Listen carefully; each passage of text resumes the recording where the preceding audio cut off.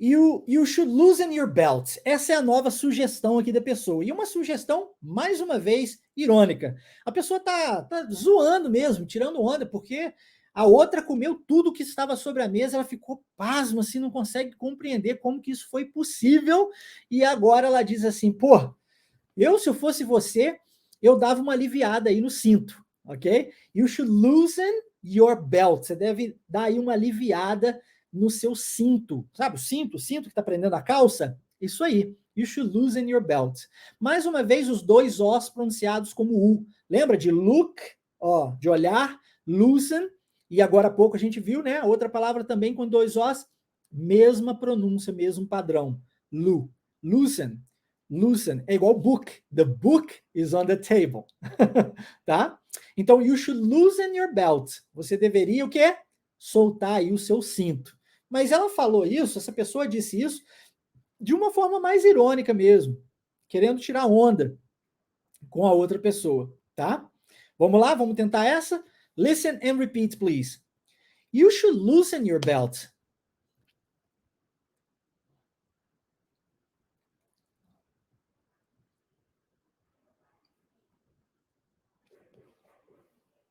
You should loosen your belt.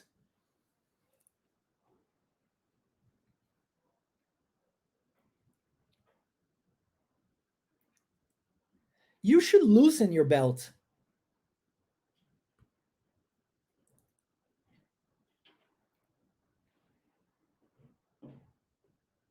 Massa. E aí a pessoa diz o seguinte: I already loosened my belt and unbuttoned my pants. Ok, nós temos algumas coisas para falar aqui. É uma frase mais longa, né? Mas é a mesma coisa da frase anterior, ó. A pessoa disse, you should loosen your belt. Agora ela só está dizendo, I already loosened my belt. É mais ou menos igual. A diferença é que trocou aqui o you pelo I e o should pelo already. Vamos prestar atenção aqui, primeiramente, na palavra already. Porque, gente, essa é uma das palavras que os meus amigos me zoavam muito nos Estados Unidos. Eu custei a aprender essa palavra. Eu não sei você, porque algumas pessoas têm mais facilidade que outras, né? Mas eu tive muita dificuldade com essa palavra, muita. E a pronúncia dela é o seguinte, ó. Eu vou pronunciar o R embolando a língua. Então eu digo already, ó. Tá vendo como é que embola? Already. E eu vou pegar o D e vou transformar em R no sentido de R. Então eu vou dizer already, already. E olha, não se frustre se você não conseguir pronunciar isso logo de cara, tá? Eu levei um certo tempo para falar isso. Nossa, se eu te contar quantas vezes eu fui zoado por causa dessa palavra, como nós dizemos, né, aqui em Minas, não está no gibi, tá? Muitas vezes, muitas vezes. Foi muita prática para chegar até a pronúncia do already. Eu falava already, mas não saía already de jeito nenhum. Então vamos treinar isso, é treino, tá?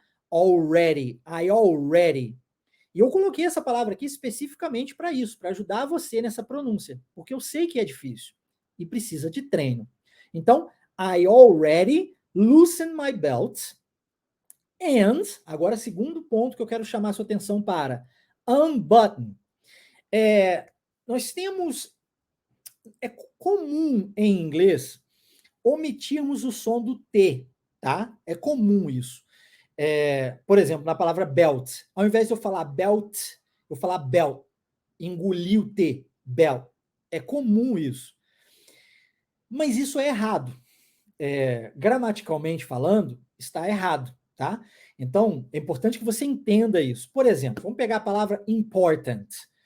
Importante, né? Important. Possui esses dois T's, ó. Important, ok? Dois T's. Como na maioria das vezes essa palavra é pronunciada, por exemplo, nos Estados Unidos? Important. Eu engulo esse T, ó. Important. Às vezes eu engulo o segundo também. Important. Viu? This is so important. Olha só. Aí você fala, caramba, important? Que negócio é esse? Nunca ouvi essa palavra na vida. E é por isso que muitas vezes os alunos no Brasil assistem filmes e não compreendem, ouvem música e não entendem. Por quê? Porque estão acostumados com esse inglês robotizado, certinho, bonitinho. O professor tem por obrigação ensinar os seus alunos a falar certo e a falar errado.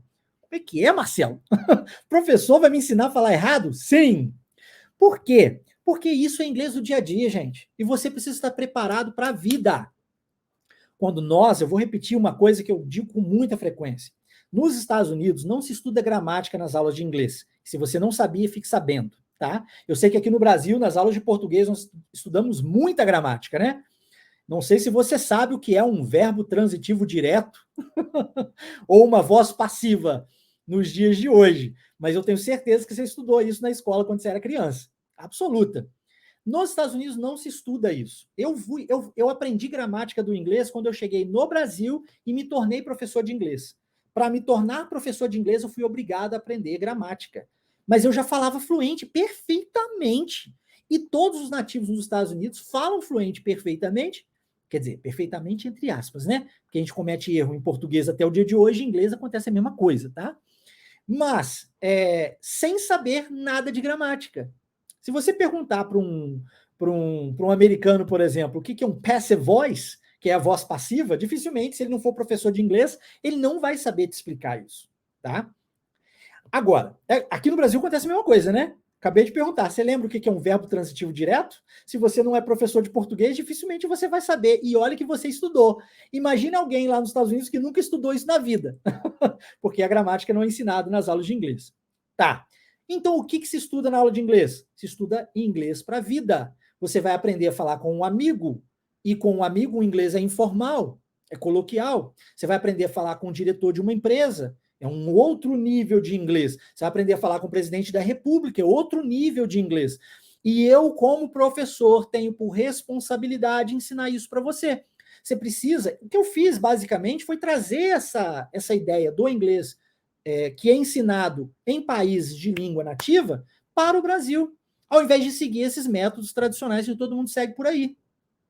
Por isso que muitas vezes as pessoas chegam para mim e falam assim, pô, eu aprendo contigo com a maior naturalidade. Por quê? Porque é natural, gente, é um processo natural de aprendizado mesmo. Eu não preciso ficar enrolando, eu não preciso ficar, conjugação do verbo to be. Gente, fala sério. Agora, se você quer aprender inglês de forma natural, você precisa se atentar para aquilo que é usado no dia a dia realisticamente e também para o inglês certinho. Então, eu vou mostrar para você que a palavra important corretamente falada é assim. Mas que muitas vezes as pessoas dizem important. E aí você vai assistir um filme e você vai entender as duas formas. Se a pessoa disser important ou se ela disser important, tá tudo bem, você está entendendo perfeitamente. E você? Você escolhe o jeito que você quer falar, meu querido, minha querida. Se você quer falar important, você fala. Se você quer falar important, você fala também. A escolha de como você vai falar é sua, mas a escolha de como o outro vai falar é do outro. Então você precisa estar pronto, pronta para entender, compreender, seja lá qual for o nível de inglês que a pessoa trouxer para você. Show? Isso precisa ficar claro. Quando nós falamos de, como eu disse, várias palavras em inglês, a gente omite o som do T, mas quando nós falamos da palavra button, nós estamos falando de botão. E essa palavra corretamente, eu expliquei tudo isso para você para chegar nesse ponto aqui. Preste muita atenção no que eu vou dizer agora, se tiver com papel e caneta, anote. Quando nós falamos button em inglês, o certo é omitir o T. Então você vai falar button mesmo. Você não vai pronunciar o T. É como um fanhoso fala, sabe? É o mesmo esquema aqui, ó. Button, button, button. Se eu quero falar que eu desabotoei, a palavra button, botão. Unbutton, eu estou desabotoando, tá? E se eu quiser falar button de também abotoar, funciona do mesmo jeito, a mesma palavra com dois significados. Quando eu digo unbutton, eu sigo o mesmo padrão. Un no início, e aí você já aprendeu que esse é um prefixo, que quer dizer o oposto. Então, se button é abotoar, unbutton é desabotoar, tá? E eu sigo o resto da palavra no mesmo esquema. Omito o som do T. unbutton. Isso acontece com duas palavras em específico em inglês. Button e cotton, de algodão. Quando você fala em algodão, em português, às vezes a gente ouve a palavra cotton, né? Você já escutou essa palavra? Cotton. Muito usado, né, para camisa e falar 100% cotton. Então, em inglês, a pronúncia certa disso é cotton. Cotton. Ó, a gente omite o som do T. Button, cotton. Beleza? Vamos pegar a palavra nada. A palavra nada em inglês é pronunciado nothing. E nós temos um TH aí, língua entre os dentes, correto? Nothing. Nothing. Isso é nada em inglês. Ótimo. Mas se você vai ver um filme onde se é usado um inglês informal, um inglês das ruas, é muito possível você escutar a palavra nothing sendo pronunciada como nothing. Nothing. Como assim, Marcelo? Nothing? Parece até outra palavra, não parece? Mas é a mesma, é nothing. Só que pronunciado de forma errada, tá? Mas muito usado. Você precisa estar pronto para isso. Lembre-se, os T's em inglês, muito comumente, são omitidos. Mas, nas duas palavras, e isso é errado, ok? Mas é usado. Nas duas palavras, button e cotton, você é obrigado a omitir esse som, porque essa é a forma certa de se pronunciar. Ficou claro para você? Ficou claro? Ótimo, ótimo. Então vamos lá. Essa frase, por ser um pouco mais longa, partindo do simples para o complexo, nós vamos parar na palavra belt. E depois a gente vai fazer a segunda parte, depois a gente vai juntar as duas partes. I already loosened my belt.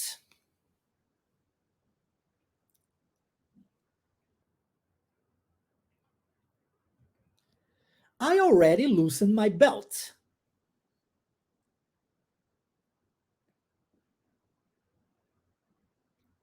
Agora a segunda parte. And unbutton my pants.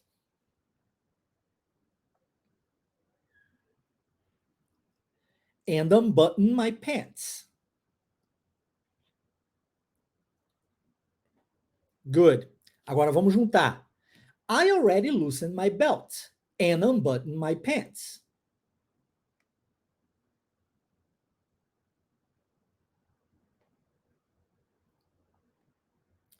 I already loosened my belt and unbuttoned my pants. Very good, very good. É mais desafiadora, né? Mas é possível. E tudo que você precisa é treino. Então, como você sabe, o controle está nas suas mãos, você poderá voltar, assistir essa aula novamente, repetir quantas vezes forem necessárias. E para a gente fechar, como essa pessoa diz, poxa, eu já abri o meu cinto, já desabotoei as minhas calças, a outra não poderia deixar de ser, né? Ela diz, in that case, please don't stand up, ou don't stand up, please, funciona do mesmo jeito. Ela está dizendo, nesse caso, por favor, não se levante.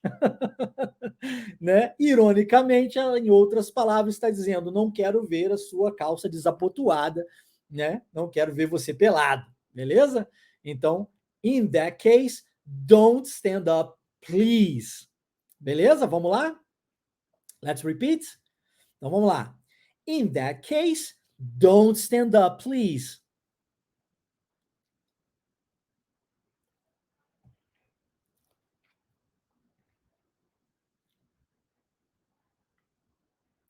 In that case, don't stand up, please.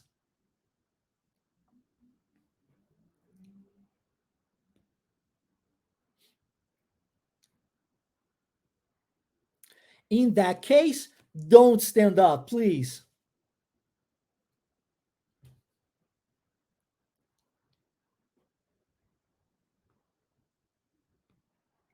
Very nice. Olha, eu disse que eu havia preparado uma aula especial, né? Repararam quantas palavras eu trouxe para você? Palavras novas, a questão de pronúncia, os detalhes aqui, né? Da fala mesmo, com ritmo, tudo isso precisa ser treinado.